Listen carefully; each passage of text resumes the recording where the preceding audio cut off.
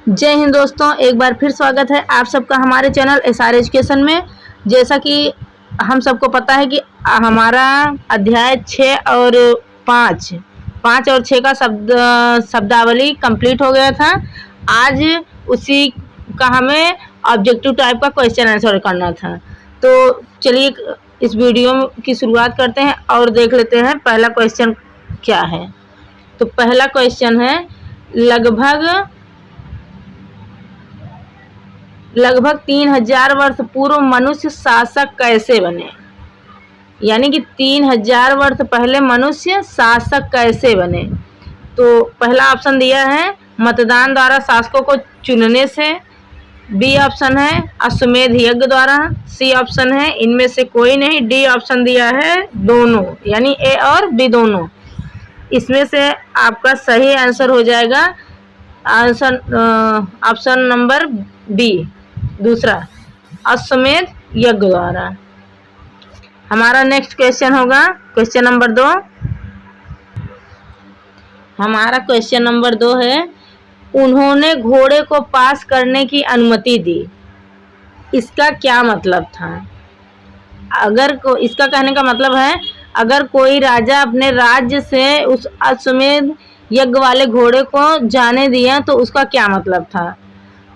तो option number ए दिया है, उन्होंने स्वीकार किया कि राजा मजबूत था, उन्होंने स्वीकार किया कि राजा कमजोर था। ऑप्शन नंबर बी है उन्होंने स्वीकार किया कि राजा कमजोर था। ऑप्शन नंबर सी दिया है दोनों, ए और बी दोनों। ऑप्शन नंबर डी है इनमें से कोई नहीं। तो हमारा सही ऑप्शन हो जाएगा ऑप्शन नंबर ए, उन्होंने स्वीकार किया कि राजा मजबूत था। हमारा नेक्स्ट क्वेश्चन नंबर 3। हमारा क्वेश्चन नंबर 3 है, घोड़े की रखवाली कौन करता था। ऑप्शन दिया है जनस, बी ऑप्शन राजा के पुरुष, सी साधारण लोग और डी वाला ऑप्शन है ये सभी। तो इनमें से सही ऑप्शन हो जाएगा राजा के पुरुष, यानी राजा के लोग। हमारा नेक्स्ट क्वेश्चन नंबर 4 है, शासकों के लिए उपहार कौन लाता था। शासकों के लिए उपहार कौन लाता था। Option A Vysya, option B शूद्र, ऑप्शन सी ब्राह्मण, ऑप्शन डी इनमें से कोई नहीं। तो इसमें सही जवाब हो जाएगा ऑप्शन ए वैश्य। व्यापारी वर्ग के जो होते थे वो राजा के लिए उपहार लाया करते थे। हमारा नेक्स्ट क्वेश्चन होगा क्वेश्चन नंबर 4 तो हो गया 5। तो हमारा क्वेश्चन नंबर 5 है, हस्तिनापुर कहाँ स्थित है। ऑप्शन नंबर 1 है दिल्ली के पास, ऑप्शन नंबर बी मुंबई के पास, ऑप्शन नंबर सी मेरठ के पास, ऑप्शन डी आगरा के पास। तो इसका हमारा सही जवाब हो जाएगा इसमें ऑप्शन नंबर सी, मेरठ के पास। हस्तिनापुर मेरठ के पास स्थित है। हमारा नेक्स्ट क्वेश्चन नंबर 6 है, पुराना किला कहाँ स्थित है। Option number A Delhi, B Agra, C Kolkata, D इनमें से कोई नहीं। इसमें हमारा सही जवाब हो जाएगा दिल्ली, पुराना किला दिल्ली में स्थित है। हमारा नेक्स्ट क्वेश्चन नंबर 7, यानी प्रश्न नंबर 7। हमारा प्रश्न नंबर 7 है, लगभग 2500 वर्ष पूर्व महाजनपदों में क्या परिवर्तन हुआ। तो इसके पहले हम लोग शब्दावली में भी पढ़ चुके हैं, जन से जनपद, जनपद से महाजनपद बना था। तो महाजनपदों में क्या परिवर्तन हुआ था। ऑप्शन नंबर ए साधारण जनपद, बी महत्वपूर्ण जनपद, सी ए और बी दोनों और डी है इनमें से कोई नहीं। तो इसमें हमारा सही हो जाएगा ऑप्शन नंबर बी, महत्वपूर्ण जनपद हो गए थे। जब महत्वपूर्ण हो गए थे तभी वो जनपद से महाजनपद कहलाने लगे थे। तो ऑप्शन नंबर बी वाला हमारा सही जवाब हो जाएगा। अगला क्वेश्चन नंबर 8। हमारा क्वेश्चन नंबर 8 है, लगभग 2500 वर्ष पूर्व कौशाम्बी कहाँ स्थित था। ऑप्शन ए हरियाणा में कुरुक्षेत्र, बी यूपी में इलाहाबाद, सी है पंजाब में चंडीगढ़, डी है इनमें से कोई नहीं। इसका सही जवाब हो जाएगा यूपी में इलाहाबाद। एकदम इलाहाबाद के पास ही कौशाम्बी है। पूर्व में कौशाम्बी को लगभग 25 वर्ष पूर्व कौशाम्बी कहाँ स्थित है, तो इलाहाबाद में ही स्थित था। अब कौशाम्बी जिला अलग कर दिया गया, पहले इलाहाबाद में ही शामिल था। हमारा क्वेश्चन नंबर 9 हो जाएगा।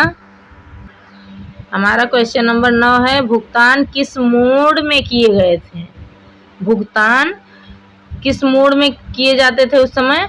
तो पंचमार्क वाले सिक्के से, पेपर नोट से, सोने के सिक्के से या चांदी के सिक्के से? किस सिक्के से किए जाते थे?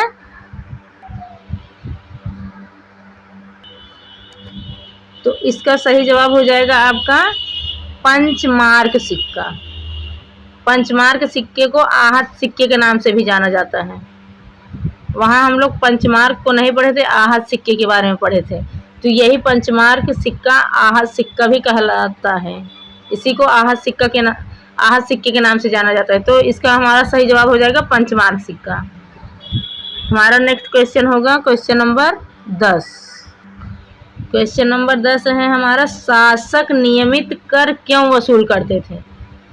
उस समय के शासक नियमित कर क्यों वसूल करते थे? ऑप्शन नंबर 1 है विशाल किलों के निर्माण के लिए, ऑप्शन नंबर बी है बड़ी सेनाओं को बनाए रखने के लिए, सी है ए और बी दोनों, डी है इनमें से कोई नहीं। तो इसका सही जवाब हो जाएगा ए और बी दोनों, यानी सी वाला ऑप्शन हमारा सही हो जाएगा। आगे देखते हैं क्वेश्चन नंबर 11। हमारा क्वेश्चन नंबर 11 है, चरवाहे कर कैसे चुकाते थे? चरवाहे कर कैसे चुकाते थे, यानी टैक्स कैसे चुकाते थे चरवाहे? तो ऑप्शन ए दिया है वन उत्पादन से, बी दिया है पशु और पशु उत्पादन से, सी श्रम द्वारा, या फिर डी इनमें से कोई नहीं। तो इसका सही जवाब हो जाएगा पशु और पशु उत्पादन से, पशु उत्पाद से। चरवाहों की बात किया है तो पशु और पशु उत्पाद से। कामगारों की बात करता तो वो लोग श्रम द्वारा कर चुकाते थे, महीने में एक दिन उसको उन सबको राजा के लिए काम करना पड़ता था। तो यहाँ सही जवाब हो जाएगा चरवाहे दिया है तो पशु और पशु उत्पादन से। हमारा अगला क्वेश्चन हो जाएगा क्वेश्चन नंबर 12। क्वेश्चन नंबर 12 है हमारा, गंगा नदी लोगों के लिए क्यों महत्वपूर्ण थी? गंगा नदी लोगों के लिए क्यों महत्वपूर्ण थी?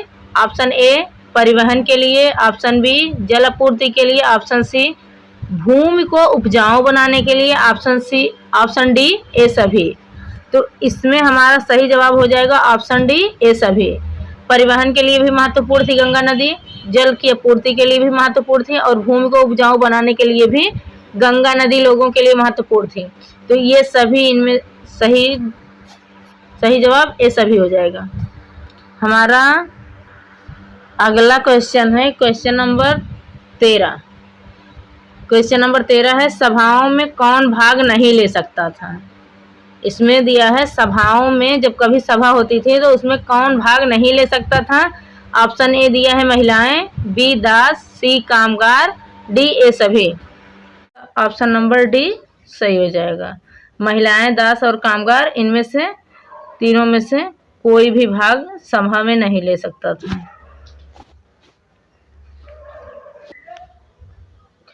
अब हमारा अध्याय 6 का शुरू हो गया।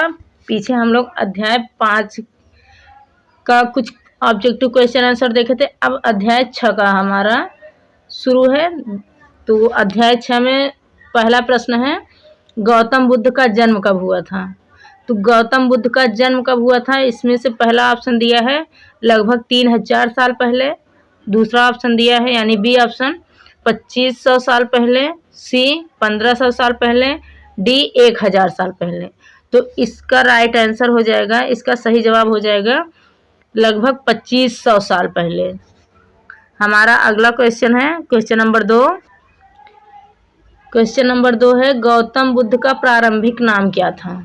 यानी गौतम बुद्ध का पहले का नाम क्या था? Option number 1 Siddhartha, B Ashok, C Mahavir, D Parshvanath. तो इसका सही जवाब हो जाएगा ऑप्शन नंबर ए सिद्धार्थ। हमारा अगला question question number 3। Question number 3 है, बुद्ध ने अनुभूति के लिए अपना मार्ग खोजने का निर्णय कहाँ लिया था? बुद्ध ने अनुभूति के लिए अपना मार्ग खोजने का निर्णय कहाँ लिया था? ए यूपी में गाजियाबाद, बी बिहार में बोधगया, सी हरियाणा में कुरुक्षेत्र, डी इनमें से कोई नहीं। इसका सही जवाब हो जाएगा हमारा बिहार में बोधगया। ऑप्शन बी हमारा सही जवाब हो जाएगा, बिहार में बोध गया। हमारा next question, question number 4। Question number 4 है, बुद्ध पहली बार शिक्षा देने कहाँ गए थे? Option number A Ringas, B Sikar, C Sarnath, D इन सभी, यानी सभी की बात कर रहा है। तो इसका इसमें हमारा सही जवाब हो जाएगा सारनाथ। बुद्ध पहली बार शिक्षा देने सारनाथ गए थे। हमारा अगला question, question number 5। Question number 5 है, किसने सोचा था कि लोगों को दयालु होना चाहिए और दूसरों का सम्मान करना चाहिए? ऑप्शन नंबर 1 है गौतम बुद्ध, बी भैरवनाथ, सी शिव, डी है बरहामा। तो इसका सही जवाब हो जाएगा ऑप्शन नंबर ए गौतम बुद्ध। हमारा नेक्स्ट क्वेश्चन, क्वेश्चन नंबर 6। जैनियों के प्रसिद्ध तीर्थंकर कौन थे? जैनियों के प्रसिद्ध तीर्थंकर कौन है? ऑप्शन नंबर ए है भगवान कृष्ण, बी भगवान शिव, सी भगवान महावीर और डी है भगवान महेश। तो इसमें से हमारा इसमें सही जवाब हो जाएगा भगवान महावीर। जैनियों के प्रसिद्ध तीर्थंकर भगवान महावीर थे। हमारा next question, question number 7। Question number 7 है, उपनिषद शब्द का शाब्दिक अर्थ है। उपनिषद का शाब्दिक अर्थ क्या था? ऑप्शन नंबर ए पास आना और बैठना, बी दूर जाना, सी ए और बी दोनों, डी इनमें से कोई नहीं। तो इसका सही जवाब हो जाएगा पास आना और बैठना। पास आकर बैठना ही उपनिषद का शाब्दिक अर्थ था। हमारा अगला क्वेश्चन हो जाएगा क्वेश्चन नंबर 8वां क्वेश्चन है, यह पता लगाने के लिए घर घर कौन जाता था कि वहाँ किसी की मृत्यु हुई है या नहीं? यह पता लगाने कौन घर घर जाता था कि वहाँ किसी की मृत्यु हुई है या नहीं? ऑप्शन नंबर ए किसा गौतमी, बी राजुला, सी सीता, डी अहिल्या। तो इसमें से आपका सही जवाब होगा किसा गौतमी, यानी ऑप्शन ए। हमारा next question, question number 9। Question number 9 है, किसने माना कि हमारे कर्म का फल कर्म है? किसने माना है कि हमारे कर्म का फल कर्म है? Option number A Mahavir, B Buddha, C Indra, D Ramchandra. तो इसका सही जवाब हो जाएगा option number B Buddha. Buddha ने माना था कि हमारे कर्म का फल कर्म है। Next question, question number 10। हमारा प्रश्न नंबर 10 है, महावीर किस उम्र में अपना घर छोड़कर जंगल में रहने चले गए थे? ऑप्शन नंबर ए 15 वर्ष 15 साल में, बी 30 साल में, सी 40 साल में, डी 45 साल में। तो इसमें हमारा सही जवाब हो जाएगा 30 साल में। महावीर की जब उम्र 30 साल की थी तभी वो अपना घर छोड़कर जंगल में चले गए थे। उसके बाद 12 वर्षों तक तप किए थे, उसके बाद उनको शिक्षा प्राप्त हुई थी, यानी कि 42 वर्ष में उनको ज्ञान की प्राप्ति हुई थी। हमारा नेक्स्ट क्वेश्चन होगा क्वेश्चन नंबर 11। क्वेश्चन नंबर 11 है, महावीर की शिक्षा क्या थी? ए जियो और जीने दो, बी न जियो और ना ही जीने दो, सी ए और बी दोनों, डी इनमें से कोई नहीं।